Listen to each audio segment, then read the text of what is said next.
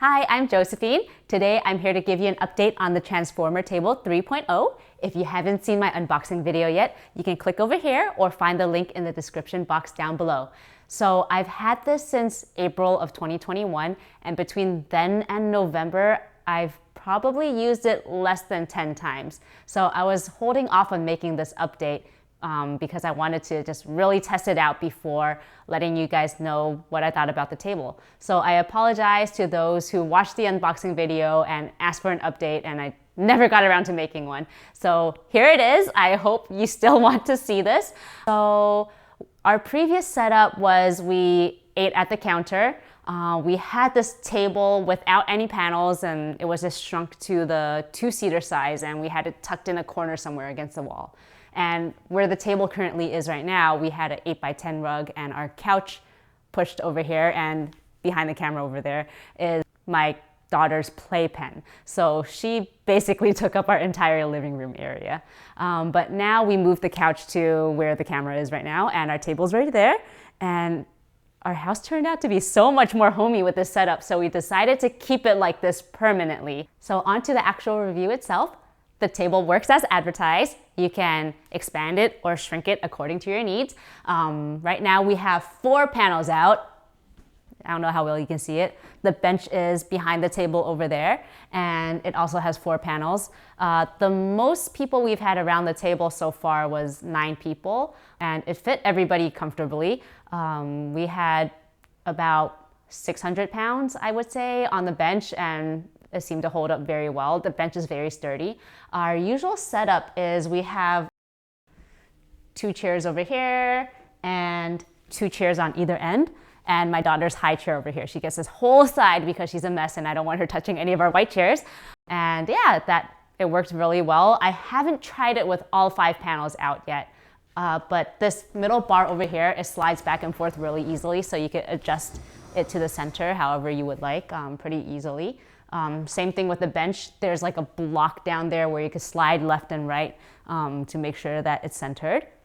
Oh, one more thing about the bench. In terms of locking that one in, it is a little bit trickier than locking the table in. The table, you could reach all the latches pretty easily, but for the bench, since it has that huge lump in the middle, you have to move it left and right in order to reach the latches for certain panels, and it is a little tricky since the box is so hard, so keep that in mind.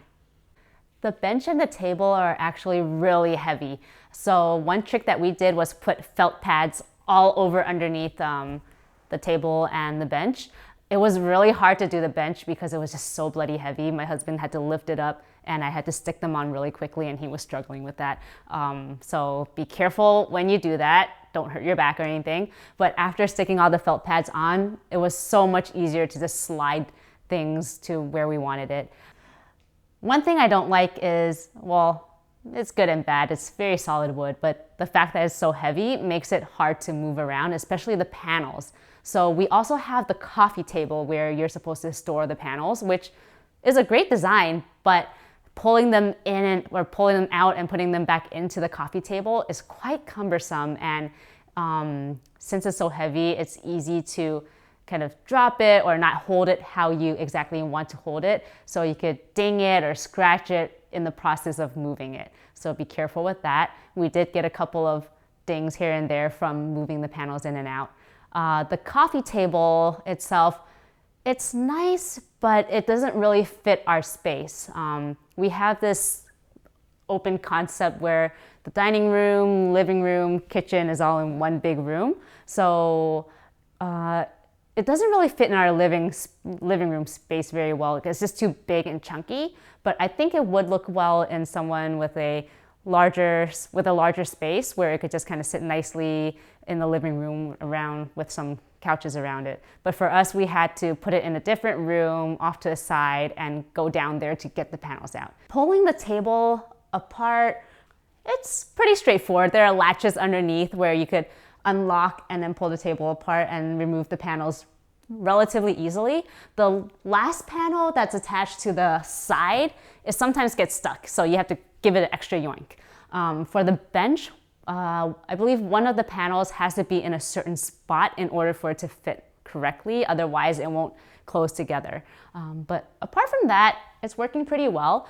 And in my original unboxing video, I talked about how I think 2 of the panels came a little bit damaged. It just had some slight marks. And Transformer Table actually sent us replacement panels for those. So that was really nice of them. So that customer service was pretty good.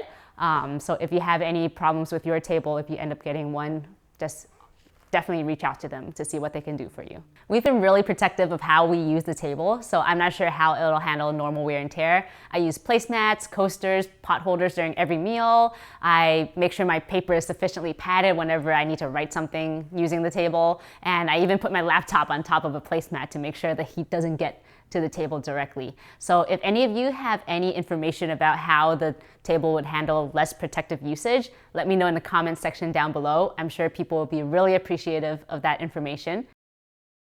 We have one on the edge right over here, as well on the other side of the same leaf right over here. So that's definitely our fault from banging it on the coffee table. And my 1.5-year-old daughter sits at this spot, and she decided to stab the table with her fork. So we have a couple of holes on the table over here, just little tiny dents from her stabs.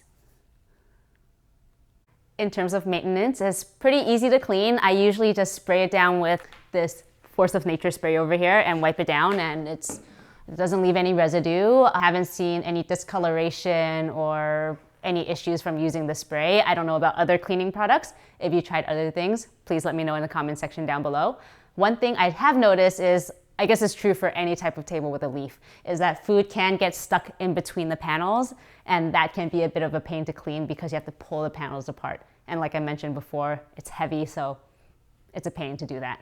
But apart from that, maintenance is relatively easy, and there aren't any weird nooks and crannies in the legs or on the tables where you have to really dig in and clean. I know some tables that have like nicer designs, you have to really get into those crevices to clean, but this table doesn't have anything like that.